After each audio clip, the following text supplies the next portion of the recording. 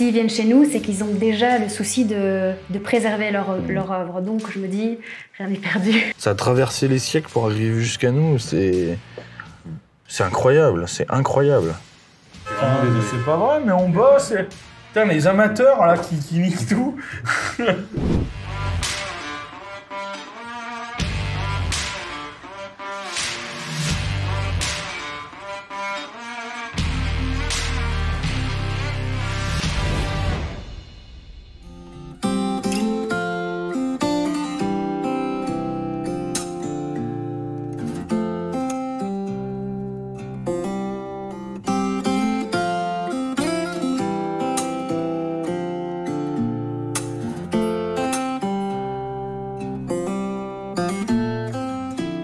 Cette vidéo est sponsorisée par les éditions Vox Gallia.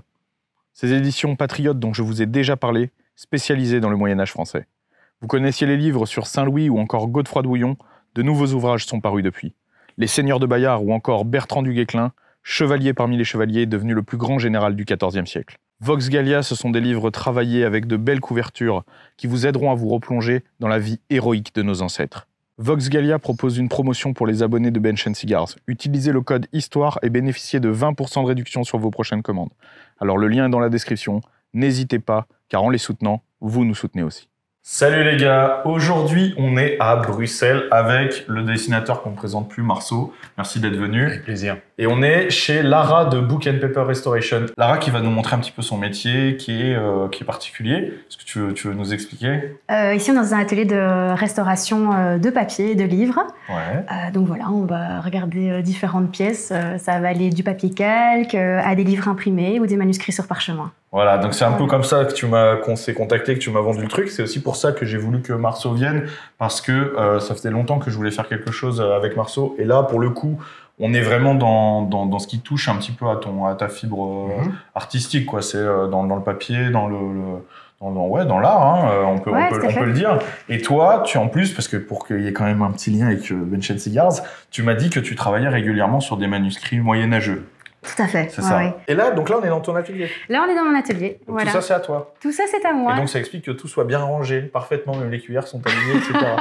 Ben, contrairement à l'atelier de Marceau, qui doit être une porcherie en général. Voilà. Mais les gens s'en doutent. Tu vois. Oui. C'est-à-dire que moi, je l'ai jamais vu, mais je m'en doutais. C'est pas grave, c'est pas grave.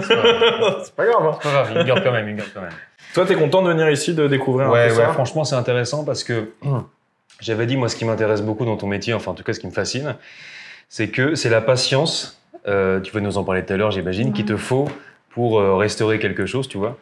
Moi qui suis un impatient, comment dire, enfin, je suis vraiment névrosé là-dessus, j'aime pas quand ça traîne. L'idée, si tu veux, d'avoir un truc immense à faire sur 5 ans ou un truc comme ça tu vois, ça me stresse déjà d'avance. Parce que t'as des longs projets comme ça? Ça peut être très long, Attends, ouais. il faut que j'aille ma vie. Hein. Si je travaille 5 ans sur un projet... Oui, tu vois le principe. En tout cas, un truc un petit peu long, minutieux, ouais, quoi. Ça prend du temps. Et alors là, le programme de la journée? Alors, on va commencer à l'atelier. Je vais vous montrer plusieurs pièces, comme ça, un petit peu les différents types d'œuvres que je peux traiter à l'atelier. Okay. Et tout à l'heure, je vous invite à aller à la Bibliothèque royale de Belgique. Putain, ça, c'est stylé. Voilà. Et donc, on sera invité au cabinet des manuscrits. Et le conservateur Bernard Boussemann nous a donné l'autorisation de monter certains manuscrits des ducs de Bourgogne. Incroyable. Voilà. Ça, c'est incroyable, ça. Ça, c'est propre, ça. C'est fou. C'est fou.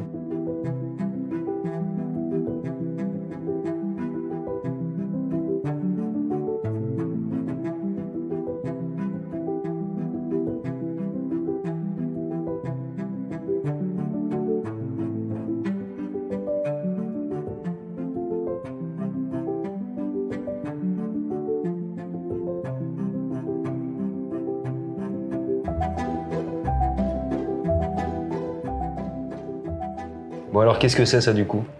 Alors là, on est sur un papier calque. C'est un plan pour les travaux du Palais des Beaux-Arts. C'est un plan d'Horta. Il est en mauvais état, comme vous pouvez le voir. Il est très grand. Horta, c'est un artiste, c'est ça? C'est un artiste, tout à fait.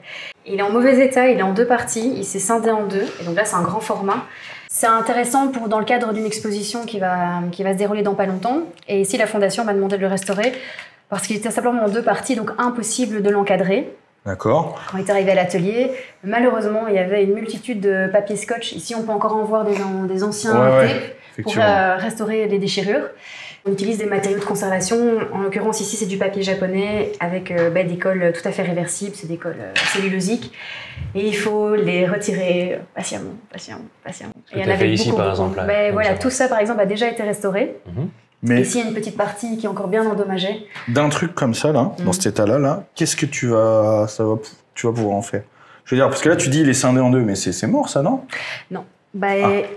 Ici, voilà, il y a déjà une petite préparation. Il y a un onglet qui va permettre justement de refaire la jonction entre les deux parties. C'est de la restauration, on va la faire au revers, vu que là, on a besoin que le plan, enfin, le document soit lisible. On va faire la restauration derrière. Comme ça, elle ne se verra pas. Ok. Et donc, on stabilise toutes les dégradations comme ça. Là, tes prochaines étapes là-dessus, ça va être quoi? Eh bien, je dois terminer d'enlever justement tous les scotch, Ouais. que tu peux encore un petit peu voir, au scalpel. Donc, c'est vraiment mécanique.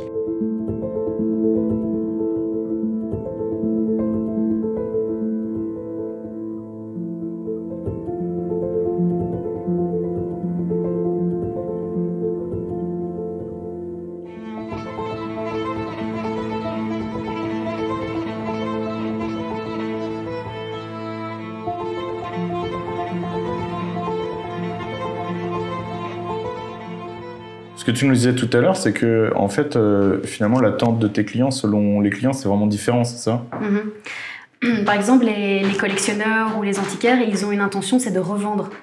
Donc ils vont vouloir pousser la restauration un peu plus pour que l'objet soit impeccable, pour justement essayer d'avoir une plus-value, la présentation. Tandis que si c'est un objet qui appartient à un musée ou à une fondation, enfin une institution, on s'en tient simplement à un document d'archives. On va essayer de vraiment faire le minimum. Okay. Les attentes sont différentes et donc du coup on s'adapte un petit peu. Alors après il y a des anecdotes. Par exemple j'ai une collègue qui est restauratrice et peinture et un jour il y a un collectionneur qui lui a demandé de repeindre la robe de la Vierge Marie parce qu'en fait la couleur ne lui plaisait pas. Donc imagine, tu as la Vierge Marie avec une jolie petite robe bleue et en fait il a vu rouge. Oui, mais ça marche pas comme ça. Donc dans ce cas-là, tu fais quoi? Tu dis non, tu peux pas. Où tu places ta limite entre l'éthique, entre guillemets, et la notion de commerce, puisque c'est quand même ton commerce, entre guillemets. Ouais. C'est-à-dire que à quel moment l'éthique passe au-dessus de la demande du client? En fait, je dirais tout le temps, en fait. Je me force jamais. Tu n'accepteras jamais de faire un truc, même si ça appartient au mec, parce que le mec est collectionneur, c'est son truc, entre guillemets, il fait ce qu'il veut, tu vois. S'il te dit, je veux repeindre en rouge, toi, tu diras non, je le ferai pas. Non. Bien. Non, pas du tout. Ah, t'essaieras de le dissuader gentiment au début. Mais je lui expliquerai en tout cas les raisons, pourquoi. Pourquoi ça se fait pas, et puis... En général, parfois, il y a des gens qui ont des lubies, tu peux un peu comprendre, mais en même temps, s'ils viennent chez nous, c'est qu'ils ont déjà le souci de préserver leur œuvre. Donc, je me dis, rien n'est perdu. Oui, tu peux les Il y a déjà eu cette démarche-là. Donc, ça veut dire qu'ils ont déjà pas essayé de le faire par eux-mêmes.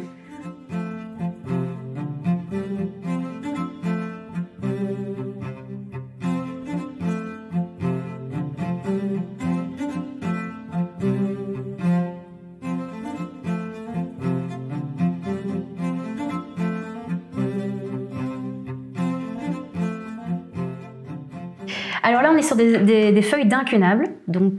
C'est quoi un incunable? Tu peux peut-être expliquer pour les gens. Alors un incunable, ce sont les premiers imprimés de l'époque de Gutenberg. Ce sont les imprimés entre 1450, 51 jusqu'à 1500. C'est l'essor du papier. Donc on a besoin de beaucoup de papier, les papeteries vont se développer et on quitte progressivement le parchemin. Le parchemin, juste un rappel, mais c'est pas végétal, c'est animal. Parfois on pense que le parchemin c'est du papier. En fait, c'est une peau. Et au 15e, on a besoin d'un support qui peut se fabriquer vite fait, bien fait et à moindre coût. Et on produit du papier. Il faut savoir que pour un livre de cette taille-là, il faut imaginer qu'il est en parchemin. Ici, c'est du papier, mais parfois, pour avoir des belles peaux, on pouvait abattre un troupeau de bêtes pour faire un bouquin légèrement plus grand. Ouais. Il y a énormément de feuillets, il faut qu'il soit de belle qualité, il ne faut pas qu'il y ait de trous, il ne faut pas qu'il y ait des réparations de couture en plein milieu de la page parce qu'il y a du texte. Donc voilà, ici, on a par exemple la prise de Troie, donc on a le cheval de Troie. Donc c'est une petite xylographie qui est imprimée sur papier. C'est à quel âge ça? 15e. Là, on est sur 1487. Putain. Ouais. Et alors là, le travail que tu vas devoir faire là-dessus, c'est quoi? C'est enlever les traces déjà, c'est ça? Oui, mais ça, c'est un petit traitement mini, mais par exemple, il y a des scotch, tu vois, par exemple ici. Putain, qui a fait ça Donc, encore voilà, il faut les enlever. Quand tu as ce genre de choses, tu penses que c'est fait comme ça, mais il faut imaginer le travail du papetier, Ah bah non, il y a tout le commerce qui va avec, il y a le travail de l'imprimeur, qui a sa propre technique au niveau des encres, puis après, il y a la personne qui va mettre tous les caractères mobiles dans le composteur pour pouvoir justement créer les textes. Et qu'est-ce qu'il va écrire? Enfin, pas qu'est-ce qu'il va écrire, qu'est-ce qu'il va composer? Qu'est-ce qu'ils vont décider, en fait? Donc, ils ont un texte de base, que quelqu'un va dire, voilà, ça, il faudra m'imprimer. Donc, ils vont mettre les caractères et ils vont créer le texte. Mais tous ces caractères, il faut aussi la personne qui les réalise. Avec quelle police? Parce que, tu vois, il y a différentes tailles, il y a différentes polices. Et donc, tout ça, ça va évoluer avec le temps.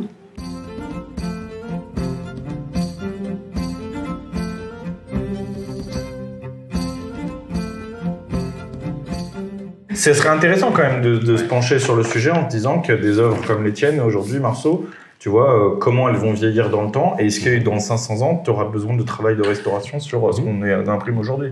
Peut-être, ouais. Oui, bah déjà, maintenant, je restaure des BD. Des BD plus ou moins récentes. Parce que ça vieillit mal.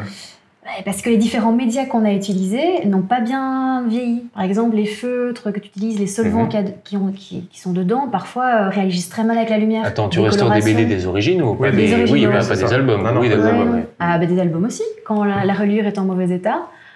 Par exemple, ou que les feuillets sont détachés, qu'il y a eu des déchirures, il y a eu des scotch, bah de nouveau, on travaille de la même façon. Du coup, avant de passer à la suite, tu me disais qu'il faut qu'on aille à la Bibliothèque Royale justement parce qu'on a un petit créneau pour y aller. J'imagine bien que c'est pas ouvert au public pour tout le monde d'aller dans la réserve, etc. Ils nous attendent, donc on se retrouve là-bas.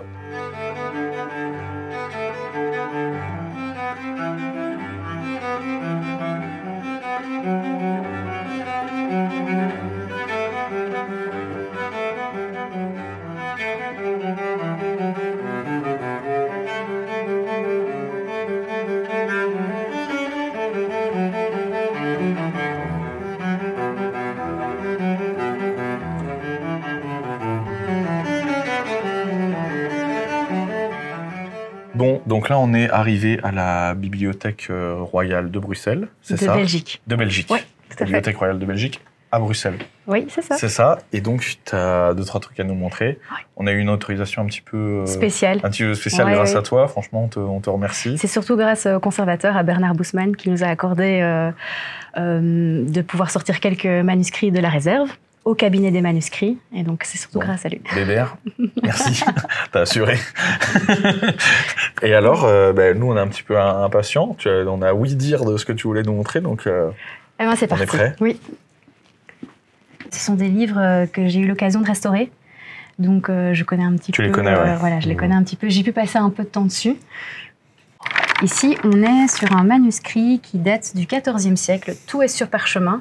C'est le roman de la Rose de Guillaume de Loris et Jean Demeux. Il est assez incroyable par ses décors. Ici, la première page, on voit une miniature avec différents pigments. On a de l'or, c'est avec des décorations marginales, et puis c'est ravissant. Ça on a fait des partie petits des oiseaux. manuscrits des ducs de Bourgogne. Tout à fait. Ça fait partie de la collection, oui. C'est hyper fin, hein. La finesse du truc, c'est incroyable. Alors, Ils bossaient avec quoi pour faire ça, les mecs? Avec des pigments, en fait, ils broyaient des pigments, ils faisaient ça au pinceau, et à la plume évidemment pour le texte. Il y avait aussi le parchemin était préparé. Pas d'imprimé, là. Non, on n'est pas du tout sur l'imprimé, donc tout est écrit à la main et toutes les enluminures ont été rehaussées. Donc c'est un enlumineur en fait qui peint ces petites miniatures et puis après il y a le copiste qui va faire le texte. Donc les zones où il y a les miniatures, en fait, sont généralement laissées vides pour pouvoir ensuite venir décorer les manuscrits. Ouais. Ce qui est fou, moi, je trouve, c'est quand même le pan d'histoire là qui est. Ouais. Moi, je trouve ça émouvant, en fait, tu vois. Oui, c'est fascinant. De dire que c'est arrivé des ducs de Bourgogne jusque-là à Saunois, enfin, je sais pas si moi, je mesure le caractère exceptionnel de pouvoir consulter ça en direct comme ça, être à 20 cm du truc, c'est incroyable. C'est incroyable, c'est incroyable. incroyable. C'est-à-dire que du coup, il y a 700 ou 800 ans, t'avais un mec qui était en train de bosser dessus comme ça. T'avais un moine copiste, quoi, en gros, qui était en train d'écrire.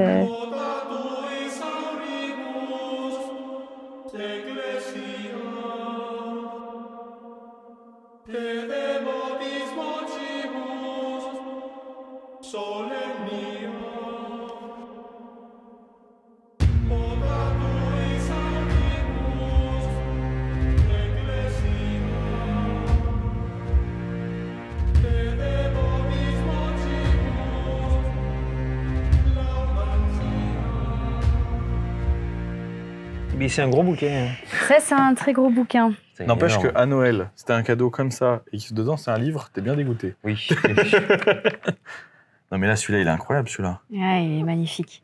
Là, sur le coup, s'il n'y a pas Un troupeau entier qui est passé, là. qui est passé, Une région. Ouais. Il y a un troupeau entier pour faire le parchemin.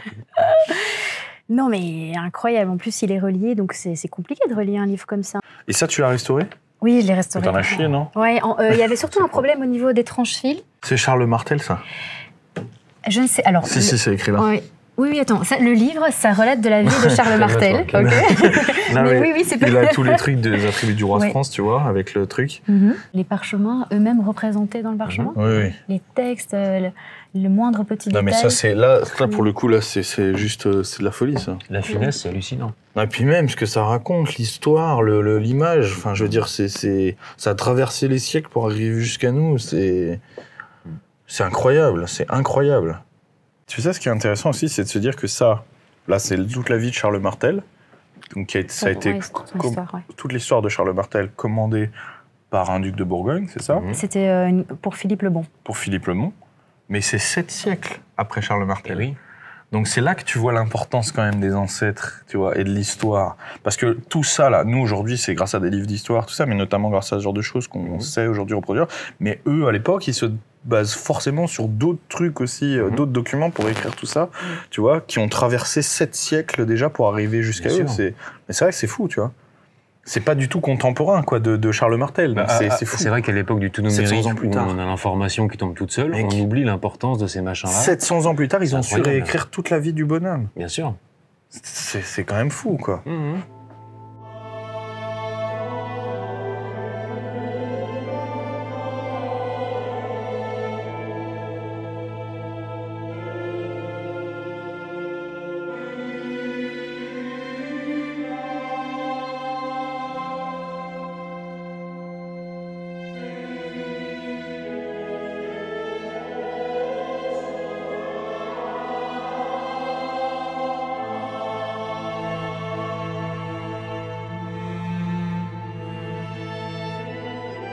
Bon, ça c'était incroyable. On va pouvoir, parce que maintenant, comme on a dit, on était un petit peu dans les créneaux pour venir ici. Là, on va pouvoir retourner à l'atelier et tu vas nous proposer une petite activité dont tu nous as parlé tout à l'heure pour s'essayer, entre guillemets, à ton métier sans niquer un truc qui a de la valeur, quoi. C'est ça? Oui, c'est ça. Bon, bah allez, c'est parti. C'est parti. À vous de jouer maintenant. Bon, de retour dans ton atelier pour un petit peu nous initier à ton travail. Donc là, le but, si j'ai bien tout compris, tu me valides, c'est que Marceau fasse un petit dessin, en gros. Ouais. Voilà. Qu'on l'altère volontairement, c'est ça, avec différents trucs. Donc tu nous diras si on peut le déchirer, le tacher. Ah, vous allez pouvoir y aller, hein. On va pouvoir y aller. Et après, que tu nous montres, en gros, comment faire pour le restaurer et essayer de revenir à quelque chose de correct, quoi. Alors, la première phase, Quand vous voulez. il faut que tu dessines un truc. Ça va, ça devrait être dans tes cordes. C'est mon métier.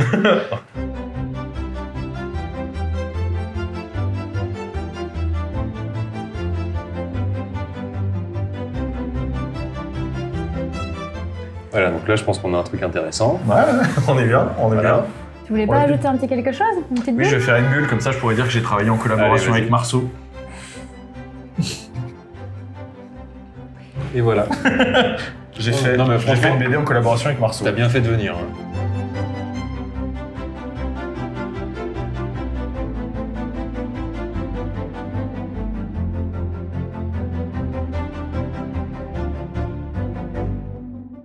Ah oui, donc là on est vraiment sur quelque chose de plus ou moins compliqué parce que tu as été solubilisé le crayon graphite. D'accord. Du coup, il n'y a plus rien à gommer.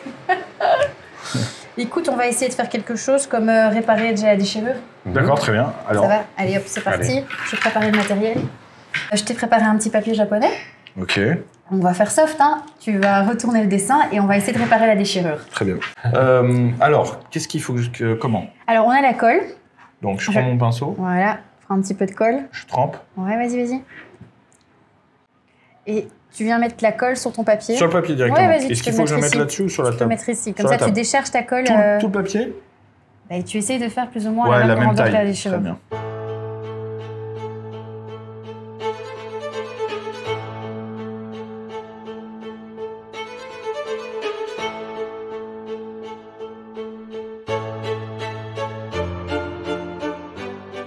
On va va regarder ce que ça donne de l'autre côté. Ça se voit plus. Eh ben, Ça se voit, ça. là, tu vois, La déchirure a complètement disparu. Aucun moyen de savoir que c'était déchiré. Hein. Putain, de la magie, quoi.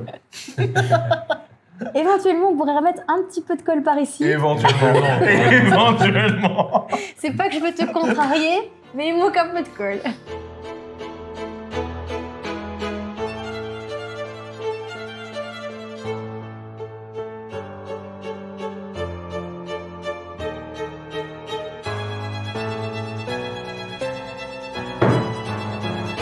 Et donc là, normalement, on va plus rien voir ou...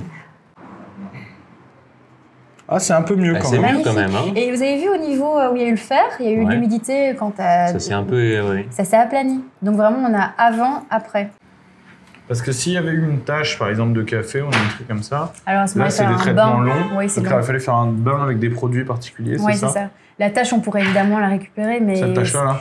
éventuellement, mais là, ça va être long. Par exemple, il faudrait faire un bain, il faudrait déjà connaître la nature de la Tu tâche. vois, comment Voilà, on c'est fait pas sec. Tu vois, j'ai pas été assez minutieux. Du coup, c'est encore mouillé. J'ai mis un coup de gomme et ça... Ça a défibré En le fait, tu papier. viens de niquer... Je viens de euh, niquer Ah, ta restauration. restauration. Ouais. Je viens de niquer ta restauration. Je suis vraiment Putain, désolé. C'est pas vrai, mais on bosse. Putain, les amateurs, là, qui niquent tout. 6 jours que je bosse dessus. Ouais, je sais bien, je sais bien. Avec ton papier japonais et tout, là. Ouais. Ah oui, j'étais le chercher au Japon. Mais je sais, Ce matin. Ce matin. Ouais, je sais. Bon, Lara, merci infiniment. Vraiment, franchement, Avec grand plaisir. c'était assez incroyable. Tu nous as fait vivre une expérience... C'était super. Bah là, c'était unique. Hein. Je sais que pour des mecs comme nous, pouvoir aller voir d'aussi près, que tu nous montres, que tu nous expliques ton travail et de nous montrer des œuvres comme on a vu, les manuscrits aussi vieux de notre histoire. Enfin, c'est un pan de notre histoire vraiment que tu nous as fait découvrir. Pour le coup, c'est vraiment impressionnant. Et franchement, moi, ça m'a marqué en tout cas, pour de vrai. Moi, ça m'a fait vraiment plaisir de vous recevoir et de pouvoir un peu partager de mon métier. C'est un métier De l'ombre. de l'ombre, de coulisses, et voilà, c'est très chouette. Bah, franchement, ça gagne à Merci. être connu. Et puis voilà, donc j'encourage les gens à venir voir ton travail sur ton Instagram. Avec plaisir. Hein. Et puis pour le travail de Marceau, vous le connaissez déjà, vous l'avez vu en début de vidéo. Comme il vous a dit, vous pouvez le retrouver sur Ring, sur Amazon En librairie, partout. et en librairie, partout. Partout. Partout. C'est quand même ça. Où est-ce que je peux le trouver? Partout. Partout. Voilà, tout simplement, partout. On restera là-dessus. Pour tous les autres, je vous dis à jeudi prochain. Salut. Salut. Merci d'avoir regardé la vidéo. N'oubliez pas de vous abonner à la chaîne. Pour toutes les infos concernant les coachings ou la boutique Bench & Cigars, c'est sur benchandcigars.com. Et pour suivre mon actualité, c'est sur mon Twitter et mon Instagram. À jeudi prochain.